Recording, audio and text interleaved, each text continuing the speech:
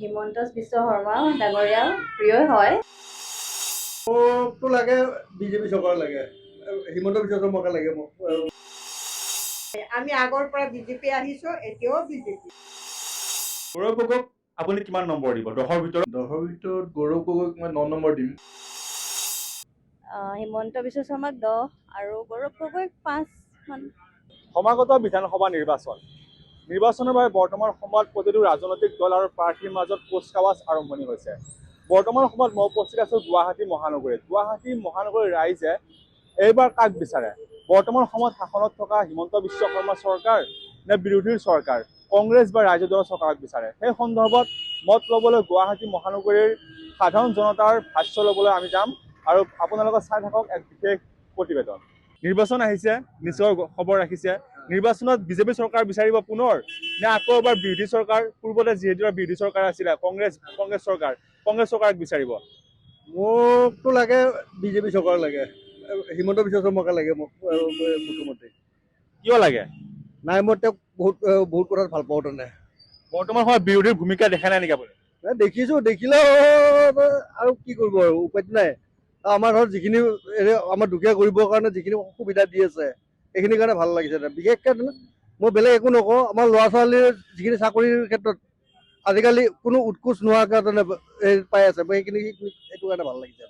বাইদেউ, নিৰ্বাচন আহিছে, নিশ্চয় খবৰ ৰাখিছে, ভোট দিবলৈ সাজু। এইবাৰ বিজেপি চৰকাৰক বিচাৰিব নে বিৰোধী চৰকাৰখনক বিচাৰিব? নাই, আমি আগৰ পৰা বিজেপি আহিছো, এতিয়াও বিজেপি। এই ভোট আছে আৰু ভোট দিমো। মুখ্যমন্ত্ৰী হিমন্ত বিশ্ব শৰ্মাক বেছি ভাল পায় নে গৌৰৱ গগৈক বহুত বেছি ভাল পায়? এতিয়া বৰ্তমান যিজন মানুহ আছে মাননীয়, তেখেতকে আমি ভাল পাওঁ। মামাক ভাল পায়? অঁ, গুৱাহাটীৰ উন্নয়ন হৈছে নে? হৈছে, বহুত উন্নয়ন হৈছে। বৰ্তমান চৰকাৰখনক লৈ কিমান সুখী আপুনি? ঠিকে কামবোৰ কৰিছে বাৰু, ঠিকে কামবোৰ কৰিছে। চাওঁ আগলৈ আৰু কি পৰিৱৰ্তন কৰে।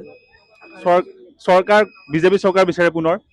ডেফিনেটলি বিজেপি চৰকাৰে বিচাৰোঁ। উন্নয়ন যি ধৰণে হৈছে সেইধৰণে হৈ থাকিলেই ভাল পাম আৰু চেম নেচাৰত যদি হৈ থাকে।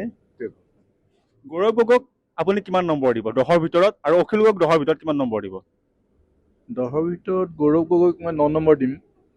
9 নম্বৰে দিম মই গৌৰৱ গগৈক। মুখ্যমন্ত্ৰী হিমন্ত বিশ্ব শৰ্মাক? সমান নম্বৰে দিম। আৰু অখিল গগৈক? অখিল গগৈক অলপ কম দিম। মানে নাম্বাৰ নকওঁ আৰু কিমান পইণ্ট দিম, কিন্তু কম দিম, তেওঁলোক দুজনলৈকে কম দিম। বৰ্তমান সময়ত যে নিৰ্বাচন আহি আছে, বিজেপিৰ সৈতে যুঁজিবলৈ পাৰিব নে সমানে? যে বিজেপিৰ সৈতে টক্কৰ দিব পাৰিব? যে পাৰিব, বিৰোধীয়ে পাৰিব নিশ্চয়। পাৰিব। মানে এইবাৰ যুঁজখন অলপ ক্ষমতাৰ যুঁজ হ'ব। সমস্যাটো তেনেকুৱা নাই, কিন্তু অলপ উন্নয়ন হ'বলগীয়া আছে। এমপ্লয়মেণ্ট নিয়োগটো বহুত দৰকাৰী, আৰু যিহেতু আমাৰ এমপ্লয়িত মানে এতিয়া যুৱকন বহুত আহি আছে, আৰু দেখা যায় যে বহুতখিনি মানে যুৱ প্ৰজন্ম মানে জবৰ কাৰণে বাহিৰত যাবলগীয়া হয়। তো সেই হিচাপত মই এমপ্লয়মেণ্টটো আমি অসমত হোৱাটো বেছি বিচাৰোঁ। এতিয়া মই ভাবিছোঁ, মোৰ মতে ৰাইজৰ মানে যোনফালে মানে ভাল হয়, যোনফালে মানে উন্নতিত আগবাঢ়ে অসমৰ হয়, সেইমতে থাকিম। ৰাইজে যদি সমৰ্থন কৰে, সকলোৱে যদি বিজেপি চৰকাৰ, সেইমতে আমি আশা ৰাখিছোঁ আৰু থাকিম বুলি, হ'ব বুলি। আমি মানে যোনজন মানুহে মানে অসমৰ হৈ মানে বেছিকৈ মানে আগবঢ়াই নিব পাৰে, সেইজন মানুহে আমি ভাল পাওঁ। হিমন্ত বিশ্ব শৰ্মা ডাঙৰীয়া প্ৰিয় হয়, যিহেতু তেখেতে বহুত মানে অসমৰ কাৰণে কৰি আছে। তো মই বিচাৰোঁ তেখেতে থাকক, এতিয়া বৰ্তমান তেখেতে অহাটোৱে বিচাৰোঁ। হিমন্ত বিশ্ব শৰ্মাক 10 আৰু গৌৰৱ গগৈক 5 মান। তথাপি কৰি আছে, তেখেতেও যিমান পাৰিছে কৰিছে, আৰু সেইটো কাৰণে মই তেখেতক 5